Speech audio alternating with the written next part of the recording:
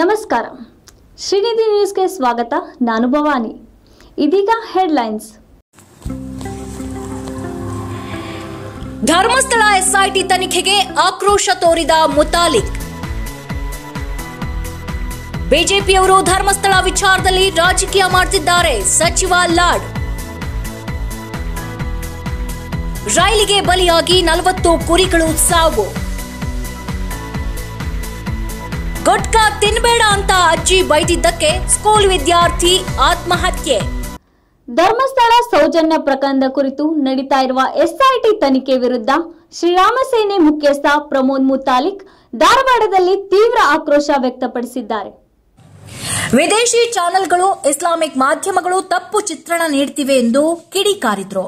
ಈ ಷಡ್ಯಂತ್ರದಲ್ಲಿ Christian, communist ಹಾಗೂ Muslim Congress ನಾಯಕರ ಕೈವಾಡವಿದೆ. ಸರ್ಕಾರವೇ ಈ ಆಟದಲ್ಲಿ ಶಾಮೀಲಾಗಿದೆ.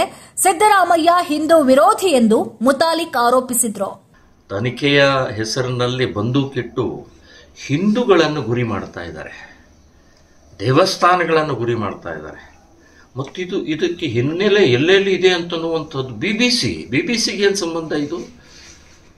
ಇನ್ನು ಕೇರಳದ ಒಂದು ಚಾನೆಲ್ ಅಂತೂ ಪ್ರತಿನಿತ್ಯ ಸಾವಿರಾರು ಹೆಣೆಗಳು ಧರ್ಮಸ್ಥಳದಲ್ಲಿ ಅಂತ ಬರ್ತಾ ಇದೆ. ಕೇರಳದ ಒಂದು ಚಾನೆಲ್ನಲ್ಲಿ ಪ್ರತಿನಿತ್ಯ ಅಲ್ ಜಜೀರಾ ಅಂತನ್ನುವಂಥದ್ದು ಇಸ್ಲಾಮಿನ ಒಂದು ಇದಕ್ಕೆ ಅವ್ರ ಮುಖವಾಡಿ ಇಸ್ಲಾಮಿನ ನೀವು ಎಷ್ಟು ಕೊಂದಿದ್ದೀರಿ, ಎಷ್ಟು ರೇಪ್ ಮಾಡಿದಿರಿ, ಎಷ್ಟು ಹೀನಾಯವಾಗಿ ಇಡೀ ಜಗತ್ತಿನಲ್ಲಿ ನಿಮ್ಮ ಮುಖವಾಡ ಇದೆ. ನೀವೇನು ಹೇಳೋದಿಲ್ಲ?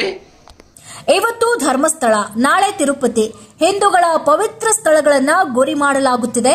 ಹಿಂದೂಗಳು ಸಿಡಿದೆದ್ರೆ ಯಾರಿಗೂ ಅಡಗಲು ಜಾಗ ಇರದು ಎಂದು ಎಚ್ಚರಿಕೆ ನೀಡಿದ್ರು. ಹೀಗೆ ಹಿಂದೂ ಸೈಲೆಂಟ್ ಇದ್ದಾನೆ, ಹಿಂದೂ ಶಾಂತ ಇದ್ದಾನೆ, ಹಿಂದೂ ಸೌಹಾರ್ದ ಇದ್ದಾನೆ, ಹಿಂದೂ ಯಾವತ್ತೂ ಮೇಲೆ ಉರಿದು ಬೀಳೋದಿಲ್ಲ, ಅದನ್ನು ದುರ್ಲಾಭ ತಗೊಳ್ತಾ ಇದ್ರಿ. ಒಂದ್ಸಲ ಹಿಂದೂ ಸಿಡಿದ್ರೆ ನಿಮ್ಗೆ ಅಡ್ಕೊಳಕ್ ಕೂಡ ಜಾಗ ಸಿಗ್ಲಿಕ್ಕಿಲ್ಲ. ಆ ರೀತಿ ಹಿಂದೂ ಸಿಡಿದೇಳ್ತಾನೆ ಈ ರೀತಿ ನಿಮ್ಮ ಪ್ರವೃತ್ತಿ ಮುಂದುವರೆದ್ರೆ ಅಂತನ್ನುವಂತ ಎಚ್ಚರಿಕೆಯನ್ನು ಕೊಡ್ತಾ ಇದ್ದೇನೆ. ಶ್ರೀನಿಧಿ ನ್ಯೂಸ್, ಧಾರವಾಡ. ಧರ್ಮಸ್ಥಳ ವಿಚಾರದಲ್ಲಿ ಬಿಜೆಪಿ ರಾಜಕೀಯ ಮಾಡುತ್ತಿದೆ ಎಂದು ನವಲಗುಂದದಲ್ಲಿ ಸಚಿವ ಸಂತೋಷ್ ಲಾಡ್ ಅವರು ಆರೋಪಿಸಿದ್ದಾರೆ. ಸಂಪೂರ್ಣ ಎಸ್ಐಟಿ ತನಿಖೆ ಆದ ಮೇಲೆ ಸತ್ಯಾಸತ್ಯತೆ ಹೊರಬರುತ್ತೆ. ಸಿಎಂ, ಗೃಹ ಸಚಿವರು ಸದನದಲ್ಲಿ ಉತ್ತರ ನೀಡಿದ್ದಾರೆ. ಆದರೆ ಬಿಜೆಪಿ ತನಿಖೆಗೆ ಮೊದಲಿಗೆ ಸ್ವಾಗತಿಸಿ ಈಗ್ಯಾಕೆ ವಿರೋಧಿಸುತ್ತಿದೆ ಎಂದು ಪ್ರಶ್ನಿಸಿದ್ರು. 2-3 ವಾರ ತನಿಖೆ ನಡೆದ ಬಳಿಕ ಹೆಣಗಳು ಸಿಕ್ಕಿಲ್ಲ ಅಂದ್ರೆ ಬಿಜೆಪಿಯವರು ಆಗೇನ್ ಹೇಳ್ತಿದ್ರು ಎಂದು ಪ್ರತಿಪ್ರಶ್ನೆ ಎಸೆದ್ರು. ನಾವು ಯಾರ ಪರವಾಗಲಿ ಅಥವಾ ಯಾರ ವಿರುದ್ಧವಾಗಲಿ ಅಲ್ಲ, ಕಾನೂನು ಏನ್ ಹೇಳುತ್ತದೆಯೋ ಅದನ್ನೇ ಮಾಡುತ್ತೇವೆ ಎಂದು ಸಂತೋಷ್ ಲಾಡ್ ಸ್ಪಷ್ಟನೆ ನೀಡಿದ್ರು. ನನ್ನ ಮೊದಲನೇ ಪ್ರಶ್ನೆ ಇರತಕ್ಕಂಥದ್ದು ಎಸ್ಐಟಿ ಆಗ್ಬೇಕಂತಕ್ಕಂಥ ಅವ್ರದ್ದು ಇತ್ತು. ಕರೆಕ್ಟಾ? ಎಸ್ಐಟಿಗೆ ಅವ್ರು ಸ್ವಾಗತ ಮಾಡಿದ್ರಿಲ್ಲ, ಎಸ್ಐಟಿಗೆ ಸ್ವಾಗತ ಮಾಡಿದ್ರಲ್ಲ ಬಿಜೆಪಿಯವರು. ಎಸ್ಐಟಿಗೆ ಸ್ವಾಗತ ಆದಮೇಲೆ ಇದು ಏನು ಕೋರ್ಟ್ ಹೇಳಿರ್ತಕ್ಕಂಥ ಆದೇಶ ಪ್ರಕಾರ ನಾವು ಇನ್ವೆಸ್ಟಿಗೇಷನ್ ಚಾಲೂ ಮಾಡಿದ್ವಿ. ಅವ್ನು ಎಲ್ಲೆಲ್ಲಿ ಹೇಳಿದ್ರೆ ತೊಡಕ್ಕೆ ಚಾಲೂ ಮಾಡಿದ್ವಿ. 1-2 ವಾರ ಆಯಿತು, 3 ವಾರ ಆಯಿತು, ಹೆಣಗಳು ಸಿಕ್ಕಿಲ್ಲ. ಹೆಣಗಳು ಸಿಕ್ಕಿದ್ರೆ ಬಿಜೆಪಿ ಏನು ಹೇಳ್ತಿದ್ರು ಅವಾಗ? ಬೈ ಚಾನ್ಸ್ ಹೆಣಗಳು ಸಿಕ್ಕಿದ್ರೆ ಬಿಜೆಪಿ ಏನು ಹೇಳ್ತಿದ್ರು? ನೋಡ್ರಿ, ಪ್ರಜಾಪ್ರಭುತ್ವ ವ್ಯವಸ್ಥೆಯಲ್ಲಿ ಯಾವಾಗಲೂ ಸರ್ಕಾರ ಕಾನೂನಾತ್ಮಕವಾಗಿ ಕ್ರಮ ತಗೋಬೇಕು. ಇಲ್ಲಿ ಏನು ನಾವು ಅವ್ರ ವಿರುದ್ಧ ಇದ್ದೀವಿ, ಅವ್ರೇನೋ ನಾವು ಪರ ವಿರುದ್ಧ ಅಂತಕ್ಕಂಥದ್ದಲ್ಲ, ಕಾನೂನು ಕ್ರಮವಾಗಿ ಮಾಡಬೇಕು. ಅದಕ್ಕೆ ಮುಖ್ಯಮಂತ್ರಿಗಳು ಪರಮೇಶ್ವರ್ ಸಾಹೇಬರು ಉತ್ತರವನ್ನು ಸದನಕ್ಕೆ ಕೊಟ್ಟಿದ್ದಾರೆ. ಇನ್ನು ಡಿಕೆಶಿ ಷಡ್ಯಂತ್ರ ಹೇಳಿಕೆಯ ಕುರಿತು ಸಂಪೂರ್ಣ ತನಿಖೆ ಆದ ನಂತರ ಧರ್ಮಸ್ಥಳಕ್ಕೆ ಕ್ಲೀನ್ ಚಿಟ್ ಸಿಗುತ್ತೆ. ರಾಜಕೀಯಕ್ಕಾಗಿ ಬೇಗನೆ ಹೇಳಿಕೆ ಕೊಡ್ತಿದ್ದಾರೆಂದು ಲಾಡ್ ವ್ಯಂಗ್ಯವಾಡಿದ್ರು.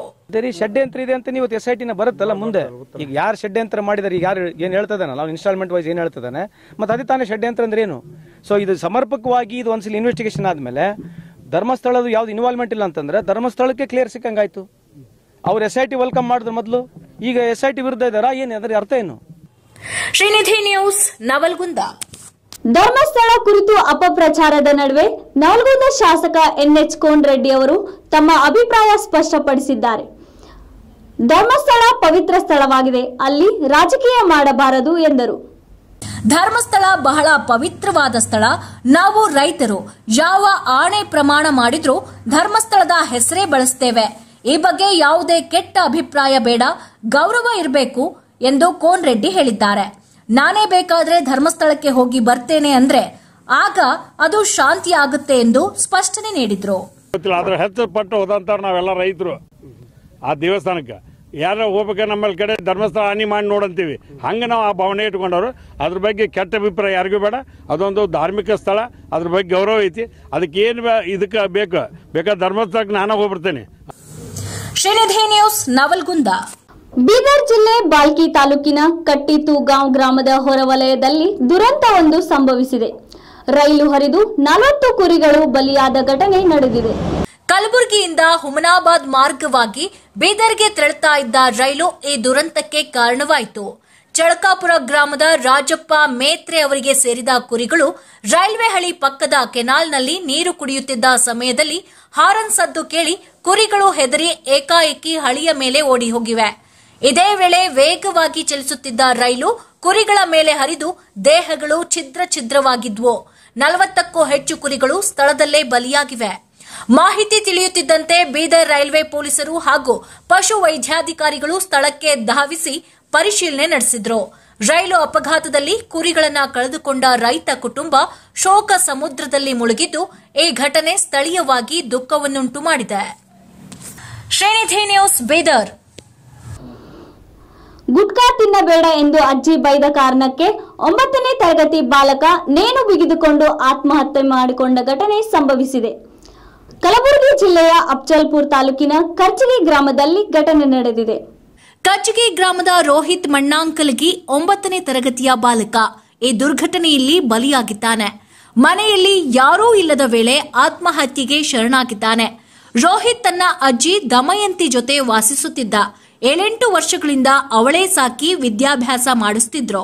ಇತ್ತೀಚೆಗೆ ರೋಹಿತ್ ಗುಟ್ಕಾ ಸೇವಿಸುತ್ತಿದ್ದ ವಿಚಾರ ಸ್ನೇಹಿತರಿಂದ ತಿಳಿದು ಅಜ್ಜಿ ದಮಯಂತಿ ಗುಟ್ಕಾ ತಿನ್ಬೇಡ ಅಂತ ಬೈದಿದ್ರು. ಬಯಸಿಕೊಂಡು ಬೇಸರಕ್ಕೆ ಬಾಲಕನೇ ನೇಣು ಬಿಗಿದು ಆತ್ಮಹತ್ಯೆಗೆ ಶರಣಾಗಿದ್ದಾನೆ. ಅಫ್ಜಲ್ಪುರ ಪೊಲೀಸ್ ಠಾಣೆಯಲ್ಲಿ ಪ್ರಕರಣ ದಾಖಲಾಗಿದ್ದು ತನಿಖೆ ಪ್ರಗತಿಯಲ್ಲಿದೆ.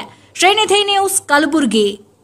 ಶ್ರಾವಣ ಮಾಸದ ನಿಮಿತ್ತ ಬಸವೇಶ್ವರ ರಥೋತ್ಸವ ಕಾರ್ಯಕ್ರಮವು ನವಲಗುಂದ ತಾಲೂಕಿನ ಗುಮ್ಮಗೋಳ ಗ್ರಾಮದಲ್ಲಿ ಅದ್ದೂರಿಯಾಗಿ ನೆರವೇರಿತು.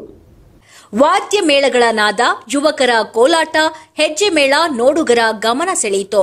ಇನ್ನು ಭಕ್ತರು ಶ್ರದ್ಧಾಭಾವದಿಂದ ಊರ ಹಬ್ಬದ ಸಂಭ್ರಮದಲ್ಲಿ ಭಾಗಿಯಾದರು. ಗುಮ್ಮಗೋಳ ಗ್ರಾಮದ ಹಿರಿಯರ ಸಮ್ಮುಖದಲ್ಲಿ ಭಕ್ತಿ ಭಾವ ಹಾಗೂ ವಿಜೃಂಭಣೆಯಿಂದ ಬಸವೇಶ್ವರ ಜಾತ್ರಾ ಮಹೋತ್ಸವ ಸಂಭ್ರಮ ಸಡಗರದಿಂದ ನೆರವೇರಿತು.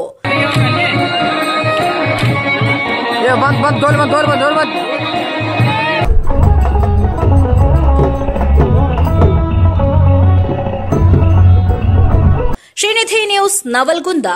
ಸ್ಥಳೀಯ ಸಮಗ್ರ ಸುದ್ದಿಗಳಿಗಾಗಿ ನೋಡ್ತಾ ಇರಿ ಶ್ರೀನಿಧಿ ನ್ಯೂಸ್ ಧಾರವಾಡ. ಪ್ರತಿಮೆ ನಿಮ್ಮದು, ಪ್ರಚಾರ ನಮ್ಮದು.